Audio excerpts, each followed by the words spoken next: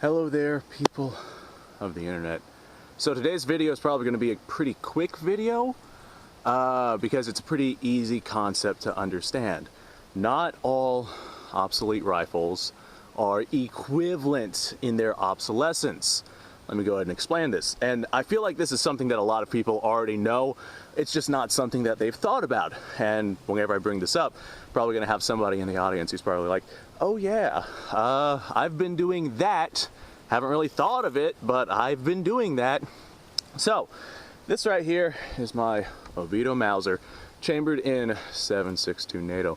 Absolutely gorgeous rifle. I love the tiger striping on the stock.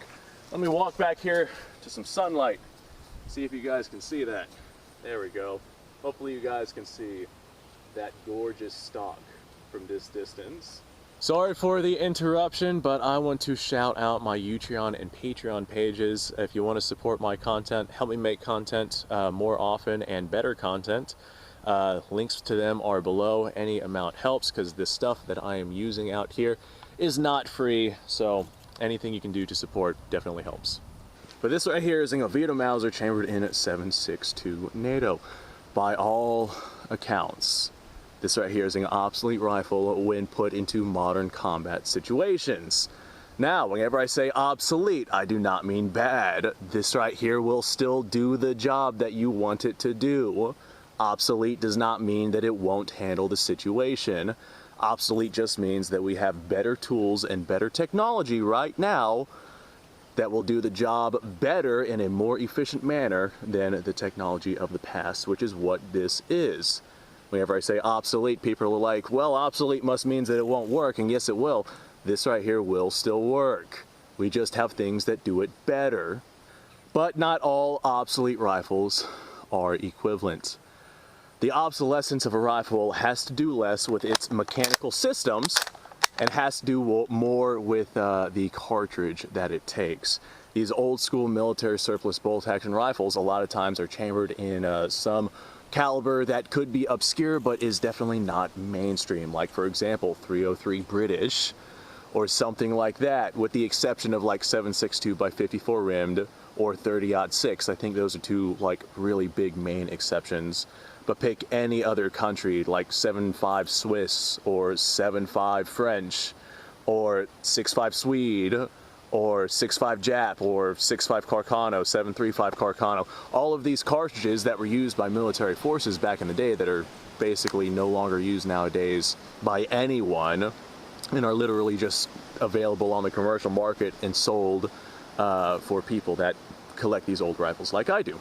So if you're getting yourself an obsolete technological firearm, a firearm with obsolete technology such as a bolt-action rifle like this, and you want to use it for practical purposes, I'm willing to bet that you're probably going to get it in a cartridge that you can get very cheaply and that is very readily available, such as 30-06 or in this case 308 or maybe 7.62 by 54 rimmed.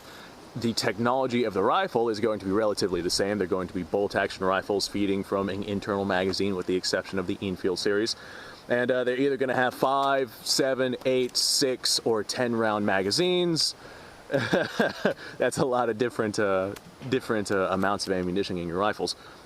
But they're all going to be relatively the same. They're going to be bolt-action rifles that you have to cycle manually whenever you're running ammunition downrange, and that in any sort of manually cycling firearm is going to be obsolete technology in a modern battlefield. But if you are one to want a piece of obsolete technology to run in the battlefield, then you're going to want one in a caliber that you can get regularly. And like I said, this is something that I think a lot of people already know.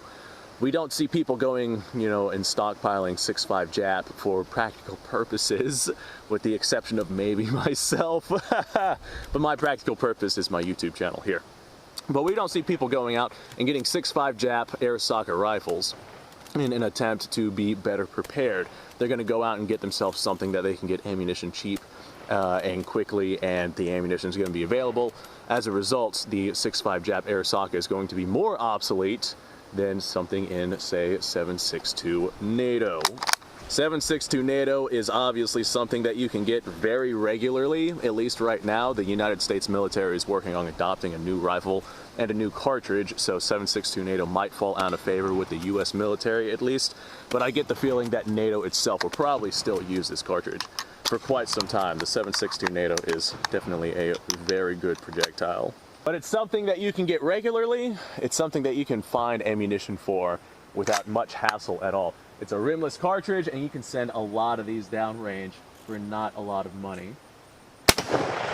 They don't recoil all that bad, and even with the lack of recoil from a carbine like this, they still hit with some significant authority. Of course, if you had yourself a longer barrel, they would do a little bit better, but this right here is definitely nothing to scoff at. Yeah, whenever these smack into that steel, they definitely smack with some authority. But 7.62 NATO ammunition is definitely something that you can come across very regularly, and having a 7.62 NATO rifle, even if it is obsolete technology, is going to be less obsolete than having something in some caliber that you cannot find. Like, you're not going to go out and try to get your hands on 7.35 Carcano in an attempt to be better prepared, unless, of course, you're me.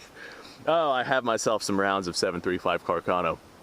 And it's not necessarily to be prepared. I do use it for the YouTube channel, but in the event that maybe the end of the world happens and I have myself a whole militia, which might actually happen, a lot of my rifles are old school and obsolete. I'm definitely a military history buff, and this right here is just the style of rifle that I tend to go with, so I try to have a decent amount of ammunition for basically everything that I own, even if it's something that you can't get ammunition for. Oh boy, 41 Swiss, here I come. Anyway, folks, let me know what you guys' thoughts are down below. Like I said, this is going to be just a quick video.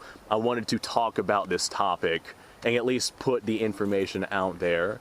Not all obsolete rifles are equivalent in obsolescence, even if they are the same operation. And in this particular case, I'm talking about bolt actions, or I guess any kind of manually operated system. But in this particular case, I'm talking about bolt actions. So, let me know what you guys' thoughts are down below. YouTube outro here, like, subscribe, share.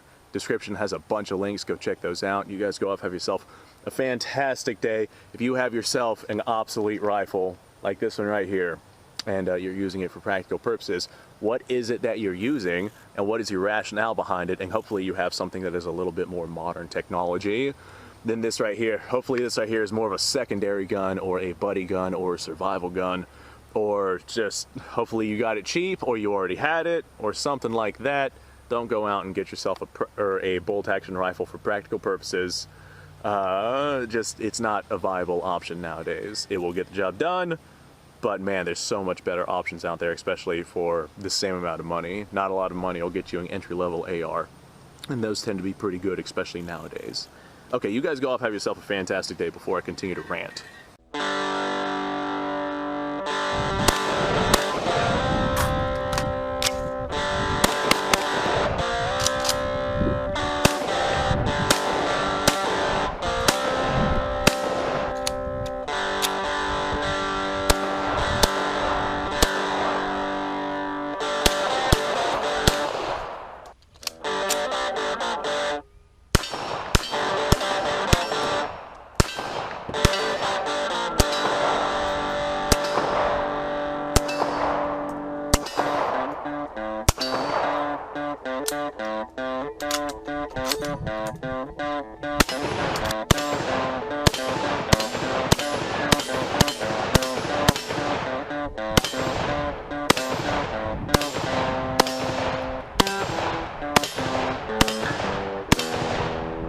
Been a little while since I've done this.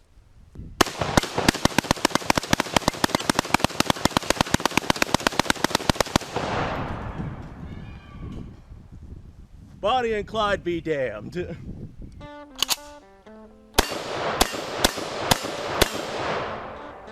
Poor man's Garen.